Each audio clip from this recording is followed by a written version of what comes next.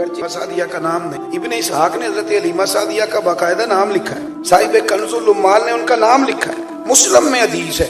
मैं अक्सर सोचता हूँ कि हजरत हलीमा तो घर भी आ सकती थी ना, नबी आई थी तो किसी से पूछती, तो अक्सर घर वाले घर आते। सादिया जब आई तो सीधी मस्जिद, हुजूर बैठे भी मिंबर पे। गोया नबी पाक ने वालदैन से प्यार करने का तरीका भी लोगों को मस्जिद नहीं बताया। जनाब हलीमा आई तो हुजूर मिंबर से उठे और फिर महबूब आगे बढ़े, सहाबा ने रास्ता छोड़ा, रसूल करीम ने चद्दर बिछाई, जनाब हलीमा को बिठाया। हजरत अबू हुरैरा फरमाते हैं लोग एक दूसरे से पूछने लगे ये कौन है। ये हुजूर के कानों में आवाज गई तो फरमाया ये मुझे दूध पिलाने वाली मेरी माँ है। हर चीज के जायके रसूल करीम ने मस्जिद में बयान। मस्जिद अब तो हमने मस्जिद से निकाल दिया साहब, पैसे भी मस्जिद में होते, हर चीज का लेन देन का मामला मस्जिद में हल होता था। हम तो ले गए मस्जिद से हर चीज निकाल के बाहर, हालात हमारे खराब हो गए। मस्जिद से प्यार करें, मस्जिद को सजाएं। आला हज़रत बरेलवी रहमतुल्लाह अलैह से एक शख्स पूछा मैं बेकून रहता हूं, आला हज़रत का बता जी क्या किया कर मस्जिद में। मेरा ख्याल है कि हमारे पाकिस्तान पंजाब में बाबा फरीद से बड़ा दरवेश तो कोई नहीं। बाबा साहब मत उठ फरीदा सुते झाड़ू दे मसीह, उठ फरीदा सुते। डॉक्टर मुस्लिम निजामी ने लिखा है बाबा साहब हर रोज अपनी मस्जिद झाड़ू, वो खाली शेर नहीं लिखते थे, उठ फरीदा सुते आते झाड़ू दे मसीह तू सुता है रब जागदा तेरी डाडे नाल परीत। मस्जिद में झाड़ू देना, मस्जिद से प्यार करना, मस्जिद के साथ ताल्लुक बनाना, मस्जिद के साथ अपना रिश्ता लगा के रखना।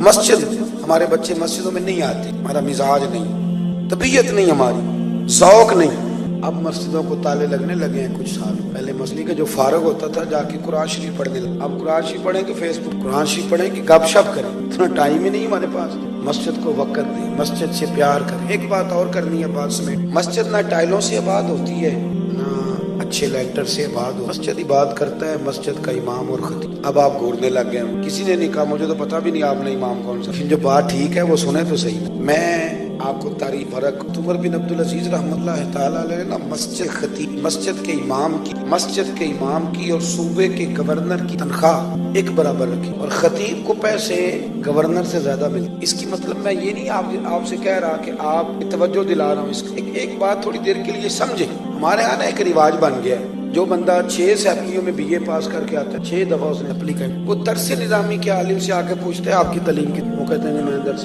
नहीं वो तो ठीक है, तालीम क्या होती। आपने जो BA पास किया 6 सैप्लियों में उसका नाम तालीम है।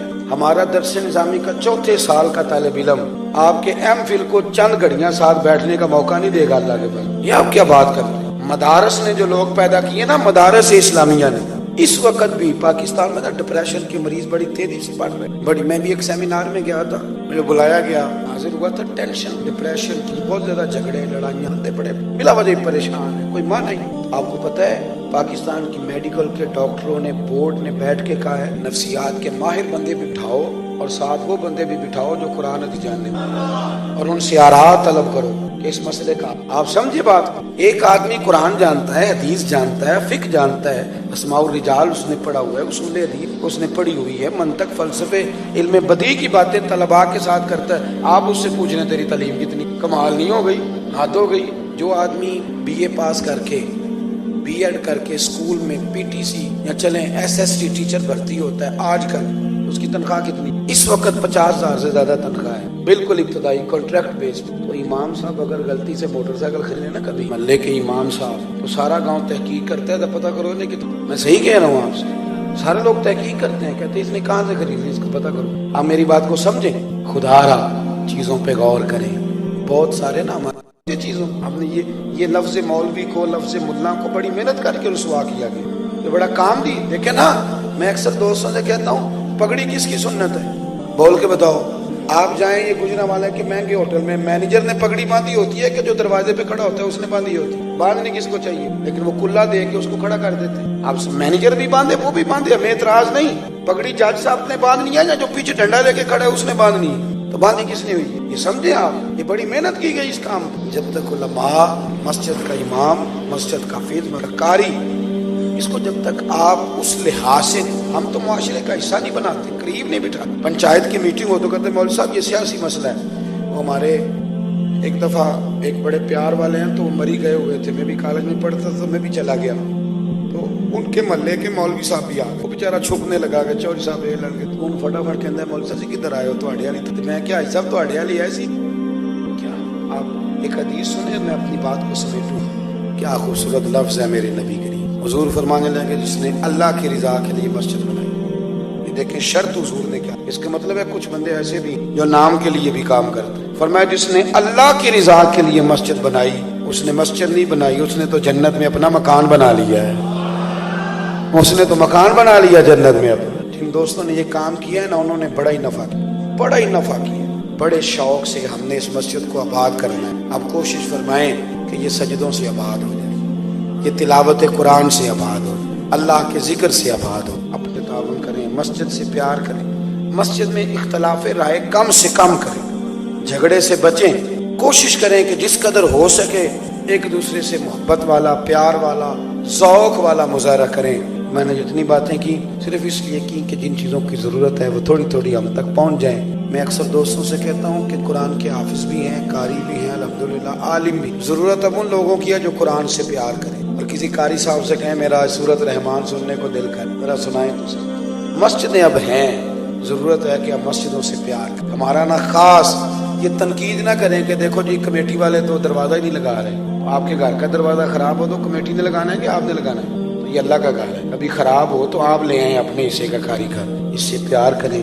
اللہ انہیں بہت ساری برکت دے جنہوں نے یہ کام کیا ہے. میں نے اپنی طبیعت بھی میری ایسی تھی، جو مجھ سے ہو سکا میں نے چند باتیں عرض کی ہیں. انشاءاللہ خطاب ہو. محفلیں سرکار کے نام کی ہوتی، لوگ آتے بھی رہتے ہیں جاتے بھی رہتے ہیں. تو ہم شخصیات کے نہیں نظریات کے قائل. میلاد شریف والے دن اور تھوڑا گلا جو تھا وہ متاثر ہو گیا. صاحب بیان ہوگا، اس کے بعد سلام ہوگا، لنگر شروع ہوگا. جیسے آپ کا اہتمام ہے اس کے مطابق آپ چلیں. تمام حضرات بیٹھیں. بڑی مبارک ان لوگوں کے اور اللہ بڑی ساری جزا دے، آباد کرے. آخر صلی اللہ علیہ وسلم کے ساتھ ہے.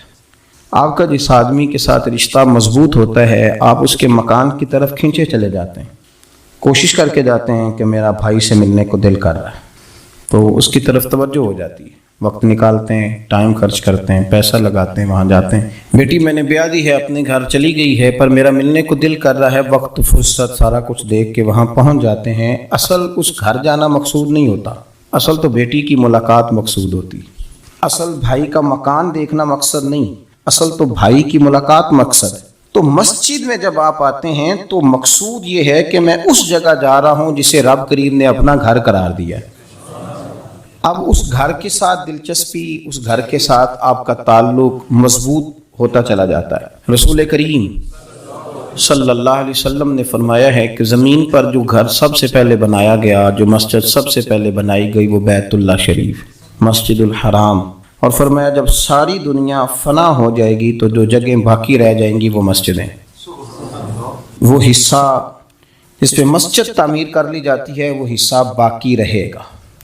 مسلمانوں کے اندر جہاں چیزیں بڑی تیزی کے ساتھ پھیلی اور ہماری دلچسپیوں کا رخ جب سے دنیا داری کی طرف زیادہ بڑھا تو مسجد سے بھی تھوڑا سا لوگوں کا رجحان کم ہوا. ایک تو لوگ مسجد میں دیر سے آتے ہیں اور پھر جلدی جانے کا شوق رکھتے ہیں. کبھی ہم دیکھتے تھے کہ اسکول کا گیٹ بہت بڑا ہوتا تھا لیکن چھٹی کے ٹائم تنگ پڑ جاتا تھا. یہی حال مسجد میں جب نماز ختم ہوتی ہے تو اس وقت ہوتا ہے. پتہ نہیں کتنے ضروری کام ہیں جو پیچھے ہیں، کون سی ایسی چیز ہے جو دھکیل رہی ہے. بچے تو اپنے آپ کو بڑی قید میں سمجھتے تھے اس لیے جایا کرتے تھے، لیکن مسجد سے اس تیزی سے نکلنا، نماز پڑھنے والوں کی نماز کا خیال نہ کرنا، کسی کی تکلیف کا احساس